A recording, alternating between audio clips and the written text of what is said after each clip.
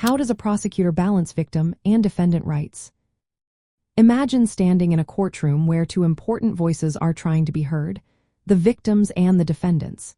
It's a delicate dance that prosecutors perform every day.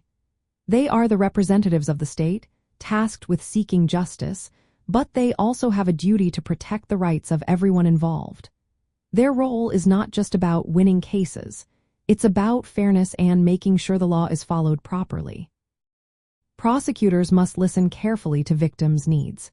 Victims have rights like being informed about court dates, charges, and the outcomes of their cases. They can also give impact statements to share how the crime affected them.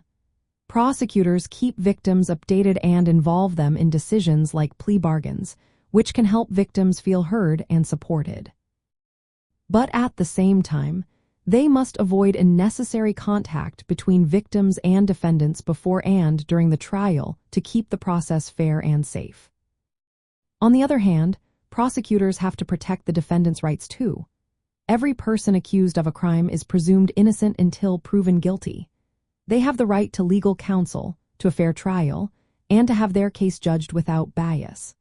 Prosecutors need to evaluate evidence carefully and avoid overcharging or rushing to convict just to satisfy public pressure. They must act ethically and base their decisions on facts, not emotions or opinions.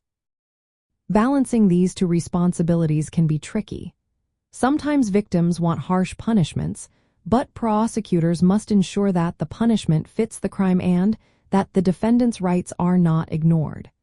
They might have to decide against pursuing charges if evidence is weak, even if the victim wants to see the case go forward.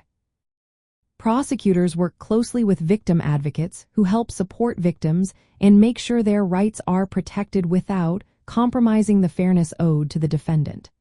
They also collaborate with law enforcement and experts to build strong cases based on facts, not just feelings. In the end, a prosecutor's job is to act as a fair referee.